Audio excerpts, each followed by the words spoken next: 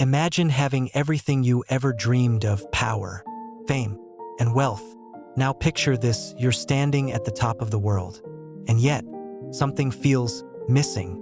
This was the reality for Steve Jobs, one of the most successful and influential entrepreneurs in history.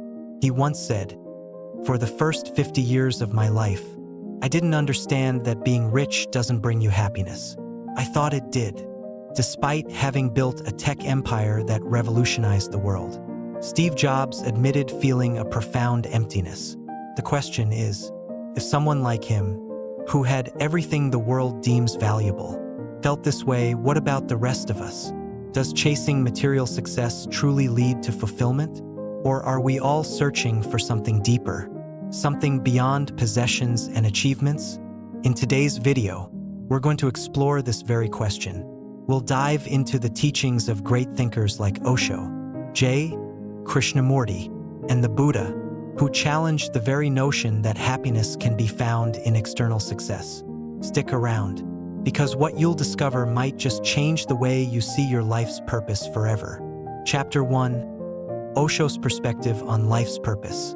Osho's view on life is both simple and profound. Life is not about having a specific purpose or achieving external goals.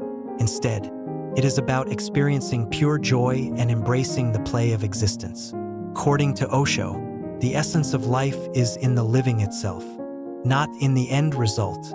Once we grasp this concept, we begin to understand the true nature of meditation, living in the moment without a rigid goal or expectation. Osho often used the metaphor of children playing to illustrate his point. Children, when left to their own devices, don't play with the intention of winning or achieving anything. They play because they enjoy the process. This state of being fully immersed in the present moment, without worrying about the future or past, is what Osho believed is the essence of life. It is a state of joy and freedom from the burden of external validation. One of Osho's childhood anecdotes vividly encapsulates his philosophy. He recalls collecting stones as a young boy, a seemingly trivial activity. His father, an older and more practical man, questioned the point of this behavior, insisting that everything should have a purpose. But Osho, with his childlike innocence, couldn't understand the need for a goal in this simple act. He found joy simply in the act of collection, without any rational or practical reason behind it. This story not only challenges societal notions of purpose and success, but also highlights a crucial aspect of Osho's teachings: living in the moment. In today's world, where success is often measured by wealth, status, or power, Osho's philosophy stands in stark contrast. Take, for instance, someone like Steve Jobs, who, despite reaching the pinnacle of success, famously stated that material wealth and achievement never brought him lasting happiness. Jobs, like many others in positions of power, realized too late that the pursuit of external success often leads to an emptiness that cannot be filled. Osho's view on life is a call to break free from the societal script that defines success by material gain. His philosophy encourages us to look inward, to find joy in the present moment rather than in future goals. It's about experiencing life for what it is, not what it could be. The path to true peace and happiness lies in embracing the process of living, not the outcome. This lesson is especially powerful in a world where we're constantly chasing after something, whether it's more money, a bigger house, or a higher title. In practical terms, this perspective invites us to examine our own lives. How much of our daily actions are driven by external goals? How much of our joy comes from the simple, everyday moments? In a way, Osho teaches us that the purpose of life is not to chase a distant finish line, but to find contentment and joy in the journey itself. And this journey, as he would argue, begins when we stop chasing an elusive purpose and simply allow ourselves to live, just as we did when we were children. Chapter 2: Krishnamurti on the meaning of life. Krishnamurti's perspective on the meaning of life offers a refreshing break from conventional views that place success and material achievement at the center of our existence. According to Krishnamurti, the quest for purpose often emerges from an internal void or sense of emptiness. In modern society, many people strive for deeper meaning through the accumulation of wealth, status, or external achievements. However, Krishnamurti argues that true fulfillment comes not from these pursuits, but from understanding life as it truly is, without the overlay of societal expectations or material desires. Krishnamurti's core teaching emphasizes the importance of understanding life in its raw, unfiltered form. He suggests that we often seek purpose by looking outward, toward possessions, titles, and accomplishments, believing that these will provide us with meaning. Yet, true fulfillment arises when we look inward, reflecting on our relationships, values, and actions. Life's meaning is not something that can be abstracted or chased externally. It is found in the way we engage with the world and others. Take, for instance, the example of Elon Musk, a figure often revered for his entrepreneurial success. Musk has amassed significant wealth and fame through his ventures with Tesla and SpaceX. Yet he has openly spoken about how material success alone doesn't guarantee happiness or a sense of fulfillment. His personal reflections on life reveal a deep yearning for meaning beyond his business achievements, demonstrating that even the most powerful individuals struggle with the same existential questions. Musk's experiences underscore Krishnamurti's point that external success can be fleeting and ultimately hollow if it's not grounded in deeper understanding and meaningful relationships. Krishnamurti further suggests that meaning in life can be found in our relationships, not just with others, but with ideas, emotions, and even the world around us. For example, consider someone like Malala Yousafzai, whose activism for girls' education stems from a deep, intrinsic sense of purpose rather than any material goal. Malala's work is not driven by the desire for fame or recognition, but by a deep connection to the cause she believes in. Her life shows how a sense of meaning can emerge not from wealth or power, but from love, service, and the impact one has on the world. Krishnamurti challenges the idea that life must have a grand, abstract purpose. Instead, he argues that life's meaning is found in the present moment and in the simple, authentic ways we relate to others. This understanding leads to a deeper peace, one that comes from within, rather than being dependent on external circumstances. In essence, Krishnamurti teaches that fulfillment is not about achieving a distant, predefined goal, but about engaging with life in a genuine, mindful way by focusing on love, relationships, and meaningful actions. We can find purpose in the smallest of moments. This approach liberates us from the endless cycle of desire and allows us to experience life in its purest, most meaningful form. Chapter 3. Does success bring happiness? The idea that success automatically leads to happiness is a deeply ingrained belief in modern society. However, historical figures like Winston Churchill, Leonardo da Vinci, and Isaac Newton challenged this notion.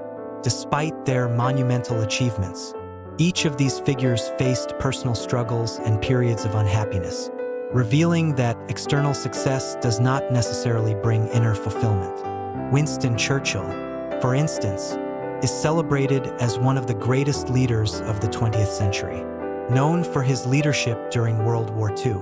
However, his life was also marked by personal battles, including deep bouts of depression, which he called his black dog. Churchill's story illustrates that even the most successful and powerful people can experience profound emotional struggles. His success on the world stage didn't shield him from the complex realities of life, showing that external accomplishments do not guarantee emotional well-being. Leonardo da Vinci, another figure of extraordinary talent, achieved fame for his art, inventions, and intellectual contributions. Yet, da Vinci himself was known to have struggled with feelings of dissatisfaction and was often reluctant to finish projects. His unfinished works suggest that even genius can be tainted by the internal pressure to constantly achieve and create, leading to a paradox where success only deepens the sense of emptiness rather than resolving it. Similarly, Isaac Newton, widely regarded as one of the most influential scientists in history, faced periods of intense isolation and loneliness, Despite his groundbreaking work in mathematics and physics, Newton was known for his reclusive nature and lack of personal relationships. His achievements in the scientific world did not bring him the personal contentment or social connections that many associate with success. Steve Jobs, who famously co-founded Apple, is another prime example. While Jobs revolutionized the tech industry and amassed considerable wealth, he openly spoke about the emptiness that accompanied his success. In his later years, Jobs expressed that while wealth and achievement were important, they did not provide the deep satisfaction he had hoped for. His reflections highlight a central paradox in our culture. The pursuit of external success often leaves a void that cannot be filled by material gains alone. These stories of Churchill, Da Vinci, Newton, and Jobs demonstrate that success and fame do not automatically lead to happiness. True fulfillment, as these figures show, is not found in external accomplishments but in achieving a sense of inner peace and understanding. This is a critical lesson that challenges the conventional belief that success equals happiness. Instead, it suggests that true contentment comes from within, often by cultivating personal relationships, inner growth, and mindfulness, rather than by simply chasing achievements or accolades. Chapter 4: Understanding the Purpose of Life According to the Buddha. Buddhism teaches that the ultimate purpose of life is not about accumulating wealth or chasing pleasure. Rather, it centers on understanding and ending suffering. The Buddha's core teachings emphasize that all human desires, whether for material possessions, fame, or pleasure, stem from the underlying need to escape suffering. This fundamental truth shifts the focus from external achievements to internal peace. For the Buddha, life's purpose is not a quest for happiness in the conventional sense, but a journey toward understanding the nature of suffering and finding a path to transcend it. Happiness and pleasure, while enjoyable, are seen as temporary, fleeting experiences that can never fully satisfy the deeper human longing for peace. In Buddhism, true happiness is not found in external conditions but in the cessation of suffering, which comes through self-awareness and mindfulness. To illustrate this, let's consider the example of the Dalai Lama, one of the most well-known Buddhist figures today. Despite facing tremendous adversity, including living in exile after the Chinese invasion of Tibet, the Dalai Lama continues to radiate peace and contentment. His life shows that the external circumstances of wealth, power, or even national identity do not define happiness. Instead, it is his understanding of suffering and compassion for others that has allowed him to live a life of profound peace. Another figure who exemplifies the Buddha's teachings is Nelson Mandela. Although he endured 27 years of imprisonment, Mandela found inner peace by focusing not on external conditions, but on the belief that forgiveness and compassion could transcend suffering. Mandela's legacy is not one of wealth or fame, but of understanding and ending the suffering caused by hatred and division. His life embodies the essence of the Buddha's message, that the key to true fulfillment is not found in material success, but in the release from suffering through understanding, empathy, and compassion. The Buddha's teachings suggest that the purpose of life should not be centered on the pursuit of fleeting pleasures, but on the deeper goal of understanding the impermanence of life, letting go of attachments, and finding freedom from suffering. This path to enlightenment involves recognizing the transient nature of all things, which allows us to cultivate a mindset of acceptance and equanimity in the face of life's inevitable ups and downs. By focusing on this internal journey rather than external accomplishments, the Buddha encourages us to seek a life grounded in compassion, mindfulness, and the cessation of suffering. This perspective offers a profound shift from the conventional idea that success and happiness are achieved through external validation or accumulation, offering instead a deeper, more sustainable sense of fulfillment. Chapter 5: The Dual Burden, Suffering and Happiness. Buddhism teaches that life is inherently dualistic, consisting of both suffering and happiness.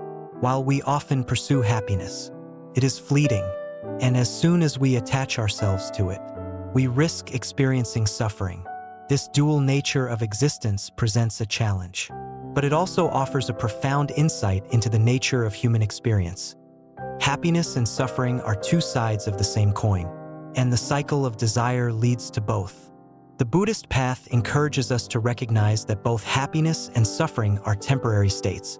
Happiness is often seen as something external, like achieving success or gaining wealth. However, these external sources of happiness are impermanent, and once we become attached to them, the inevitable loss or change can lead to suffering. For example, celebrities like Robin Williams, who achieved immense fame and wealth, still struggled with deep personal pain, despite having what many people consider the ultimate success. His inner suffering was not alleviated by external accomplishments. The Buddha's teachings suggest that the cycle of desire, or tanha, is the root cause of suffering. When we desire something, whether it's wealth, status, or even fleeting happiness, we attach ourselves to it. But the nature of the world is that all things are impermanent, and everything we desire will eventually change, fade, or be lost. This creates a sense of unease, as we are constantly chasing something that can never be fully captured. A powerful example of this can be seen in the life of Steve Jobs. While he built one of the most successful companies in the world, his personal life was not immune to suffering. He later reflected on how achieving all his dreams and accumulating wealth did not provide lasting fulfillment.